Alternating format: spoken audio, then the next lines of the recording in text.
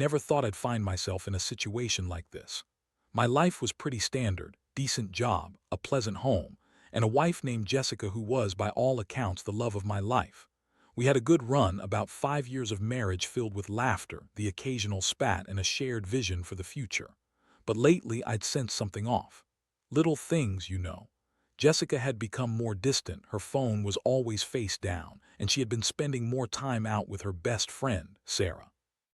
I dismissed it at first as my own insecurities, but there's only so much intuition can be ignored. The first real red flag that something was wrong came a few months ago when Sarah stopped visiting. At first, I thought it was just a coincidence. Maybe Sarah got busy with her own life. So I let it slide. But one weekend, I casually mentioned Sarah during dinner, and that's when Jessica snapped at me. "Why don't you ask her yourself?" she retorted, her voice dripping with irritation. I was taken aback. They had been inseparable for years, and suddenly Jessica was acting as if Sarah was. The problem? That comment stuck with me. I could see it in Jessica's eyes, a flicker of something that didn't sit right. The next few weeks passed in a blur of tension. I noticed Jessica had new habits. She was out more nights than she was home, claiming it was for self-care or girl time. I laughed it off at first as just her being quirky, but I'd be lying if I said I wasn't suspicious. One evening, I was scrolling through our shared computer when I stumbled across something that changed everything. I wasn't looking for trouble, but there it was, a series of messages between Jessica and someone named Mark. My heart raced as I read through their conversations. They were flirty, intimate, suggesting that they had been meeting up without my knowledge. My stomach dropped. I felt like I'd been punched in the gut. That was the moment the world as I knew it shattered. This wasn't just a girlfriend's gossip, this was betrayal. I felt anger, but also sadness. I couldn't just confront her without proof, so I started to pay closer attention. I staked out, followed her a couple of times, and that only confirmed my fears. Seeing her sitting in a restaurant, laughing and leaning in toward Mark like she'd forgotten I existed was more than I could bear. I'll never forget the moment I decided enough was enough. I called her out that night. She came home late, smelling like cheap perfume that wasn't hers. I confronted her the second she walked through the door. "Who the hell is Mark?" I demanded, my heart racing. Jessica froze, her expression changing from shock to anger in a heartbeat. "What are you talking about?" she snapped, her defensive tone immediately dismissing my concerns. I laid it all out: the texts, the late nights, the lies. I thought maybe, just maybe, she'd break down and confess. Instead, she doubled down, playing the victim. "You're being paranoid. You always think the worst of me." In that moment, I was crushed. All the love I had for her felt like it was being stripped away piece by piece. Her excuses were like daggers. She went on about how I was suffocating her, how she needed space. It was hard to comprehend how she could twist the narrative like that. I felt like I was losing my mind. Tears streamed down my cheeks, not just from anger but from a deep, gut-wrenching sadness. This woman, who I thought I knew inside and out, was a total stranger standing before me. How could we go from planning a future together to this? I felt betrayed, humiliated, and utterly alone. After the confrontation, I sat in silence, my mind racing. What was I going to do? I realized I couldn't just let this go. I needed to take action. I needed to feel in control after everything that had unraveled. I knew I had to gather more evidence, find out who this Mark was and how deep their connection ran. But more importantly, I needed to figure out my next move, a plan that would leave Jessica and her betrayal reeling. I had no idea how I would execute it, but I was determined to not be the victim in this story. I was going to turn this around, and I would make sure she felt the weight of her actions. After that night, I felt like I was living in a fog. I knew I couldn't just ignore what I had learned. I couldn't even look at Jessica without feeling a mix of anger and betrayal. Every time I glanced at her, I saw the woman who had promised to love me, to stand by my side through thick and thin, and yet here she was, lying and sneaking around. It was maddening. I decided that I needed to know more about Mark. I spent several nights quietly gathering information, piecing together fragments of Jessica's life that I had previously overlooked. It felt like being a detective in a crime thriller, except the crime was my marriage, and I was the one left reeling from the fallout. I looked through her social media, scouring her messages and pictures for any clues. Eventually, I found Mark's profile, a fitness enthusiast with a perfectly chiseled jaw and a penchant for flashy selfies. He was handsome, charming, and most importantly, a stranger to me. I dug deeper. I wanted to learn everything about him. I found out they had mutual friends, which made it all the worse. I felt like I was trapped in a web of deceit spun by the woman I thought I knew. One evening, while Jessica was out with friends, I decided to pay Mark a visit. I didn't confront him right away. I wanted to see him in his natural habitat. I followed him to a bar downtown, where I watched from a distance as he mingled with friends, laughing and enjoying life. I had a plan forming in my mind. I needed to gather evidence that would leave no room for doubt, something that would force Jessica to face reality. I started taking pictures of him, and I couldn't help but feel a surge of anger each time I clicked the shutter. This guy was the embodiment of betrayal, and he had no clue he was about to get caught in the crossfire of my revenge. The more I observed him, the more I realized how comfortable he seemed in our circle. I knew it wouldn't be long before I confronted both him and Jessica. The next step in my plan was straightforward but risky. I invited some friends over, orchestrating it to include Jessica's closest friends, including Sarah. I figured if I could gather them, I could create a scenario where the truth would come out. I needed to corner Jessica, force her to confront her lies not just in front of me but in front of people who cared about her. As the evening rolled around, I felt a mix of anxiety and determination. I set up drinks and snacks, trying to appear casual while my heart pounded in my chest. When Jessica walked through the door, her face lit up at the sight of our friends. I could see her relax. She had no idea the storm brewing beneath the surface. After a couple of hours filled with laughter and conversation, I felt the time was right. I casually brought up Mark, mentioning how I had seen him out recently. Jessica's demeanor changed instantly. She tensed up, her eyes darting around as she tried to gauge the room. "Oh, Mark, he's just a friend," she said, her voice laced with forced casualness. I pressed on, "Yeah, a friend who texts you late at night and seems to have taken Sarah away from you." The room fell silent. Jess shot me a look of pure panic, but I didn't let it go. "He's more than just a friend, isn't he? And Sarah knows something too." The tension thickened as the truth began to sink in among our friends. Jessica's face blanched, and you could almost hear the gears turning in her mind as she scrambled for a comeback. "You're being ridiculous. This is just a joke, right?" She stuttered, but I could see the cracks forming. I glanced at Sarah, who was now looking between us with wide eyes. "Sarah, you've been spending time with Jessica. What's going on?" I directed the question at her.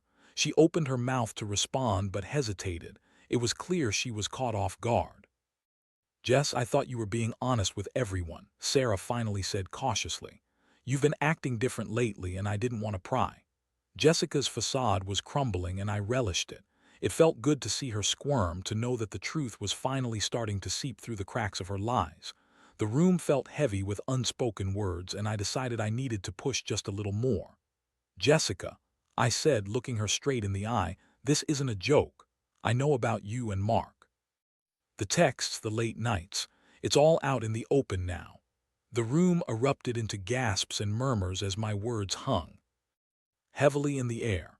Jessica's expression shifted from panic to rage. "You've been spying on me. You're unbelievable," she shouted, her voice dripping with venom. It was a moment I had waited for, but it didn't feel like a victory. Instead, I felt a deep pit of sorrow growing inside me. This wasn't just about revenge anymore.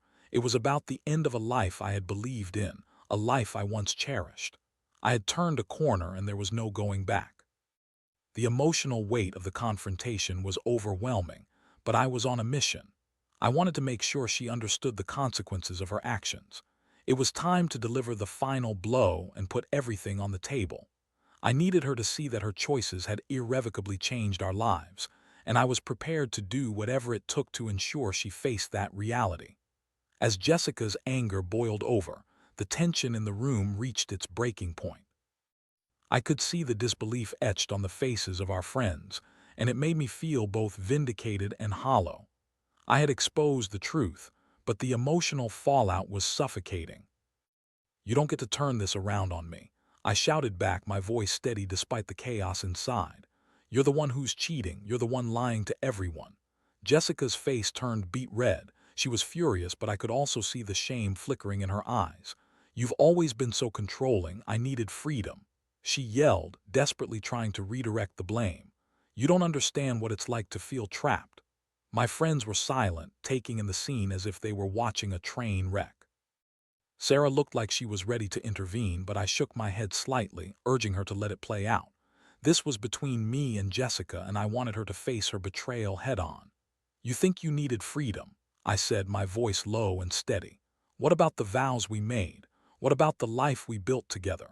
The weight of my words hung in the air, and I could see the realization dawning on Jessica. She hadn't just betrayed me, she'd betrayed everything we had worked for. In a moment of vulnerability, she faltered. I didn't want it to come to this, she said, her voice breaking. She looked lost, a mixture of regret and defiance swirling in her expression. It was clear she was grappling with the enormity of what she had done, but the anger was still bubbling beneath the surface. Didn't want what to get caught, I shot back. You went behind my back and threw everything away for some thrill with Mark. You made your choices, Jessica. You made this mess. Our friends shifted uncomfortably, unsure of how to respond. I could see Sarah's eyes darting between us, clearly torn about how to navigate the emotional minefield. I appreciated her loyalty, but this was my battle to fight. Jessica took a deep breath and attempted to regain her composure. This is insane. You're making me look like the bad guy in front of everyone. You don't know what I've been through. Maybe you should have thought about that before you decided to betray your husband. I countered, my anger flaring again. What did you think I wouldn't find out? You thought you could just play house with Mark and I'd be none the wiser. Finally, Sarah spoke up, her voice trembling.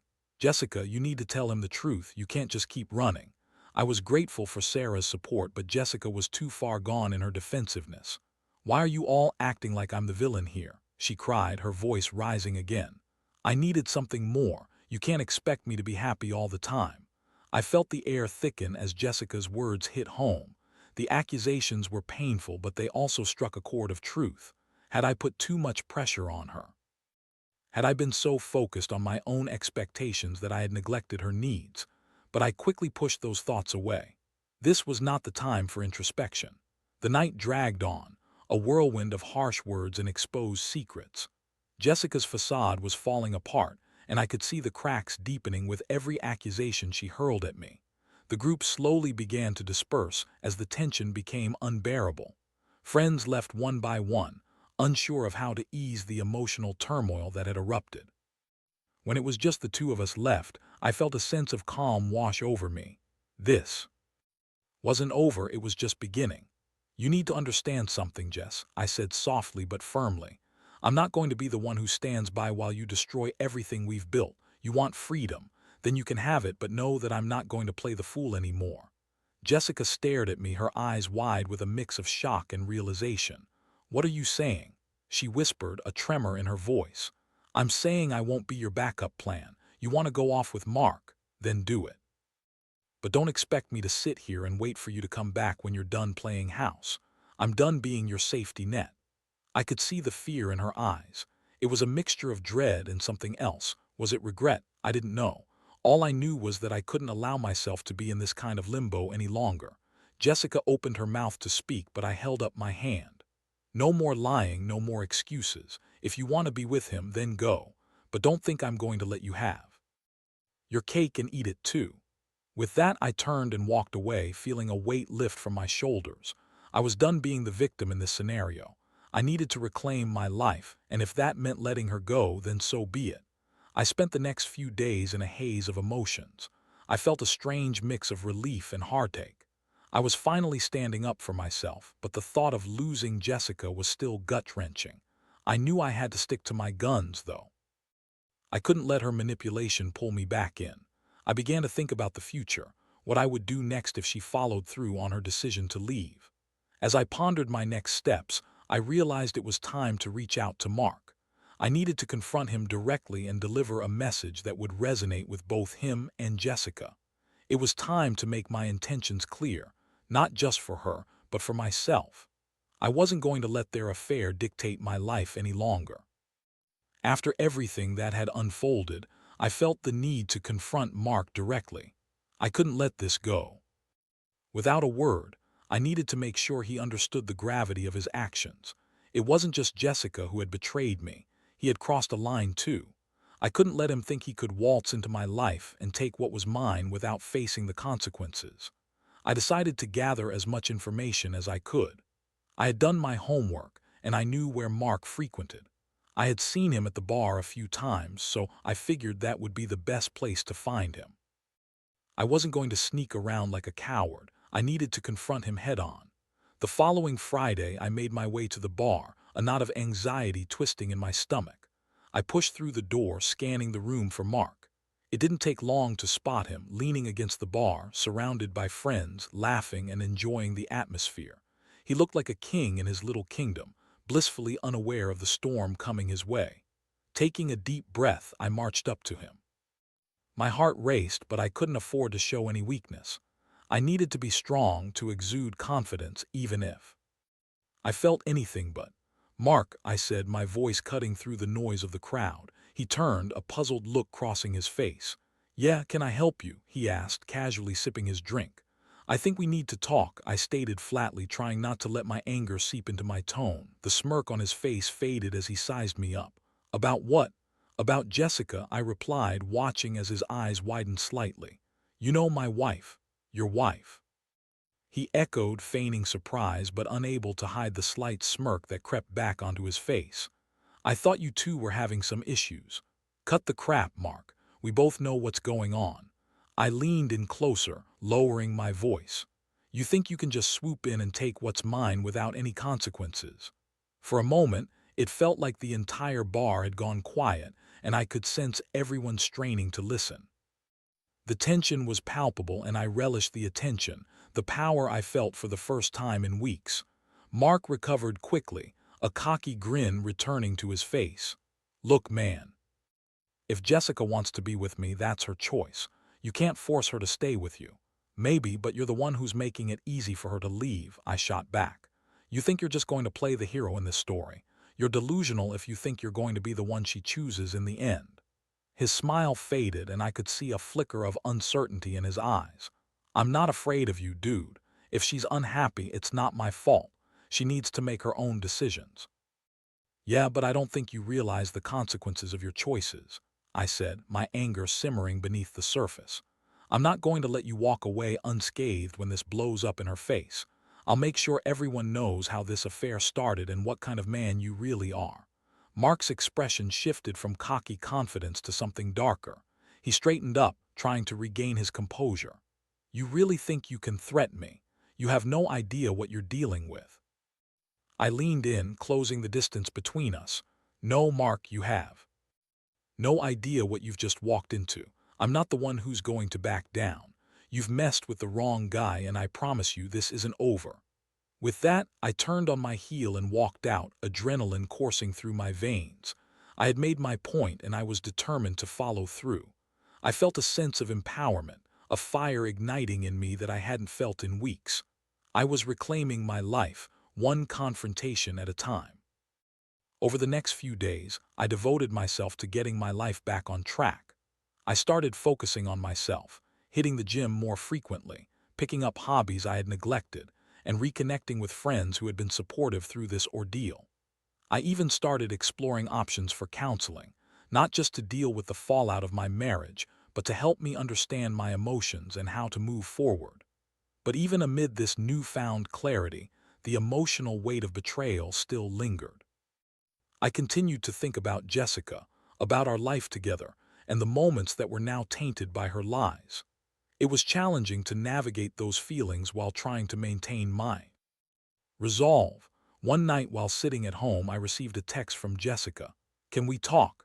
It was simple, yet it sent a shiver down my spine. I debated ignoring it, but part of me was curious.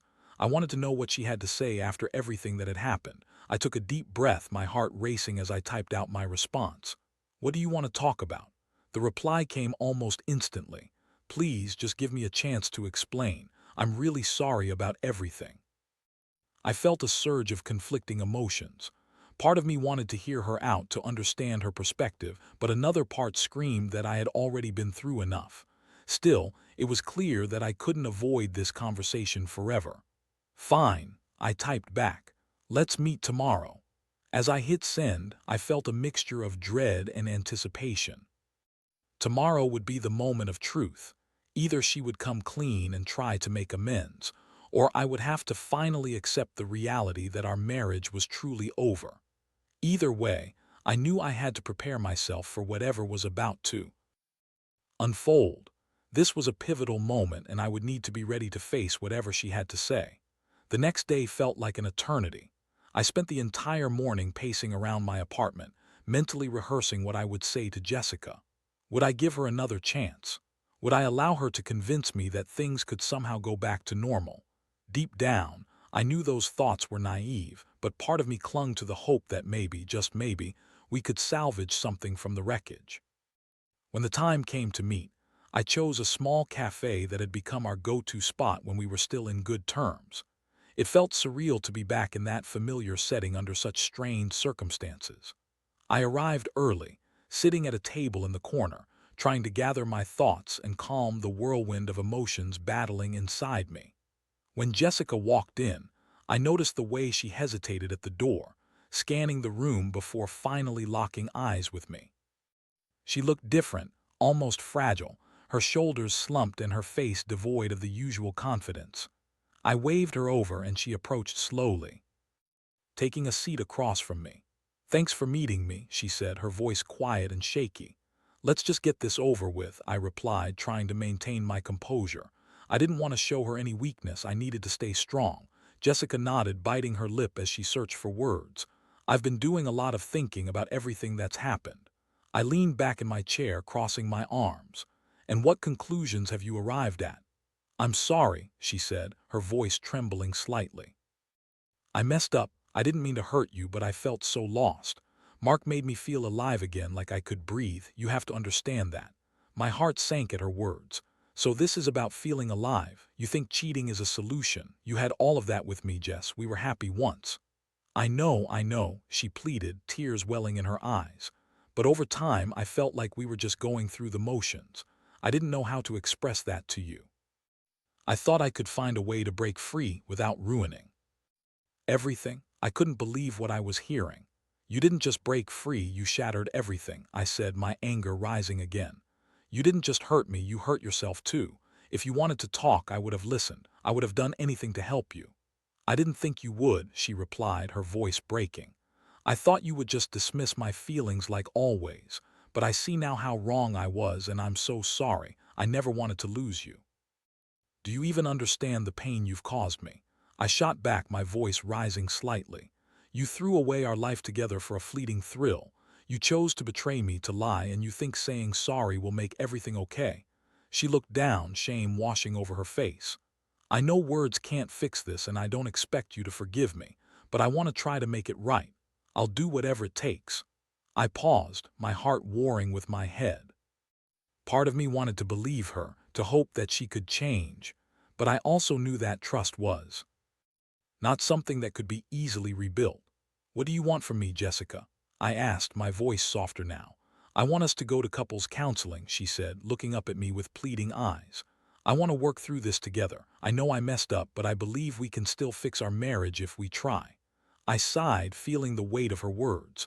The thought of couples counseling was daunting. It felt like we were trying to patch up something that had been irreparably shattered. "And what about Mark? Are you willing to cut ties with him completely?" "Yes, I'll do it, I promise," she said, her eyes wide with sincerity. "I know it won't be easy, but I want to put everything into making this work. I love you and I want to fight for us." Her admission hit me like a freight train. I had spent so long feeling betrayed, angry, and heartbroken that hearing her say she loved me felt foreign. Could I really open myself up again to someone who had hurt me so deeply? "I need time to think," I replied, trying to suppress the conflicting emotions swirling within me. "This isn't something I can just brush off. You broke my trust, and that's not easily repaired." "I understand," she said, her voice barely above a whisper. "I'll give you as much time as you need. Just please don't shut me out completely. I want to fight for us." As I looked into her eyes, I saw a glimmer of the woman I had fallen in love with, buried beneath the wreckage of her choices. But I also saw the weight of what had transpired, the scars that would linger long after this conversation. "I don't know if I can ever trust you again the way I did," I admitted, my voice thick with emotion. "But I can't pretend I don't still care about you. Just understand that this is going to take time, a lot of time." Jessica nodded, fresh tears spilling down her cheeks. "I'll wait, and I'll do whatever it takes to prove to you that I can change. I just hope it's not too late." As we sat there in the cafe, the world outside continued on, oblivious to the storm brewing. Within us, I felt exhausted, both from the conversation and the emotional roller coaster I had been riding ever since I discovered the affair. Finally, we parted ways with a tentative sense of hope mixed with uncertainty. The road ahead would be difficult, and I couldn't help but wonder if I was making a mistake. But for the first time since everything had fallen apart, I felt like I was taking a step forward, however small it might be. I needed to think about my next steps, about whether I was ready to embark on this journey of healing or if I should let go entirely. I still had questions, still felt the weight of betrayal on my heart, but in that moment, I knew I had opened a door to the possibility of rebuilding. It would be a long and arduous path, but maybe it was one worth taking. In the days following our conversation, I found myself in a constant state of reflection. I replayed every moment, every word Jessica had said, and every emotion that had surged through me. It felt surreal to think about the possibility of reconciliation after everything that had happened, but there was a part of me that didn't want to give up entirely. As the weeks went by, I made it a point to keep communication open. Jessica was diligent about reaching out, and I could see her trying to demonstrate her commitment to change. She started attending therapy sessions on her own, which I appreciated, and she reached out to friends for support in making amends. It was a small step, but it showed me that she was serious about wanting to fix things. Eventually, we went to our first counseling session together. I was nervous, unsure of what to expect, and it felt strange sitting across from a stranger who would be guiding us through our pain. But once we began talking, I found it surprisingly cathartic. The therapist encouraged us to express our feelings honestly, and it was liberating to voice my hurt, confusion, and anger without fear of judgment. Jessica listened intently, her face a mix of regret and determination as I laid bare the emotional toll that her betrayal had taken on me. The therapist helped us navigate the complexities of our relationship, urging us to communicate openly and work through the hurt together. For the first time, I felt like we were making progress, even if it was slow. We tackled the hard conversations, discussing the roots of Jessica's unhappiness and my own shortcomings. It was uncomfortable, but it opened my eyes to the fact that relationships are complex, and often both parties have a role to play in the dysfunction. I began to understand her feelings of being trapped, and I recognized areas where I could improve myself. But it wasn't easy. There were moments when I felt overwhelmed by anger, even in therapy. The memories of her infidelity would come flooding back, and I struggled to reconcile the love I still felt for her with the betrayal I had endured. I often questioned whether I could truly forgive her, but Jessica was patient. She took the brunt of my frustration, absorbing my feelings while trying to prove her commitment to change. Slowly but surely, we began to rebuild. Each session brought new insights and realizations, and I found myself reconnecting with the person I had fallen in love with. Jessica shared her fears and desires, and I learned to listen without immediately jumping to conclusions. It was in these moments that I realized that our connection was not entirely lost. It had simply been buried beneath the weight of lies. As summer approached, I began to feel a renewed sense of hope. We started planning small outings together, rediscovering the joy in our relationship that had been overshadowed by pain. It felt strange at first, like we were fumbling through an awkward dance, but every shared laugh and moment of vulnerability helped create a foundation for healing. However, I also made it clear that I wasn't going to stay in a situation that felt toxic. I set boundaries, expressing what I needed to feel secure in the relationship. Jessica respected that, and I appreciated her willingness to engage in this difficult dialogue. We started to establish a new normal, one built on honesty and openness, something we had both desperately needed. But as the months passed, I began to realize that healing wasn't linear. There were days when I felt like we were making great strides and others when the shadows of mistrust crept back in. I would momentarily catch myself replaying the events of her betrayal, and the pain would resurface. It was a constant reminder of what we were fighting against, and it kept me grounded in the reality of our situation. One evening, after an especially difficult therapy session, I sat outside on our porch alone, staring out into the night. The stars twinkled above, and I felt a wave of emotion wash over me. I had come so far, yet the journey ahead remained uncertain. I needed to confront the possibility that even with all the hard work, things could still fall apart. It was then that Jessica came outside and sat beside me. She didn't speak at first, just placed her hand on my back, a simple gesture that offered comfort. "I know this has been hard on you," she said softly, "and I understand if you're still struggling to forgive me. I'll never stop trying to prove that I can be the wife you deserve." I turned to face her, seeing the sincerity in her eyes. "I'm trying too, Jess, but I need you to know that it's going to take time. I can't pretend everything is okay all at once." "I understand," she replied, her voice steady, "and I'll be here ready to fight for us whatever it takes." In that moment I realized that while the scars from her betrayal would always be a part of me, they didn't have to define us. We had the power to reshape our narrative, to take the pieces of our shattered relationship and build something new. It wouldn't be easy, but I was willing to try, for both of us. As the sun set, casting a warm glow over the horizon, I understood that resilience is born from struggle. I had learned that love is not just about the good times, but also about navigating the darkness together. The road ahead remained uncertain, but for the first time in a long while, I felt cautiously optimistic about the future. We were rebuilding, slowly but surely, and I hoped that the foundation we were laying would be strong enough to withstand the tests of time. In the end, I understood that love is a choice, and for now, I was choosing to believe in the possibility of redemption.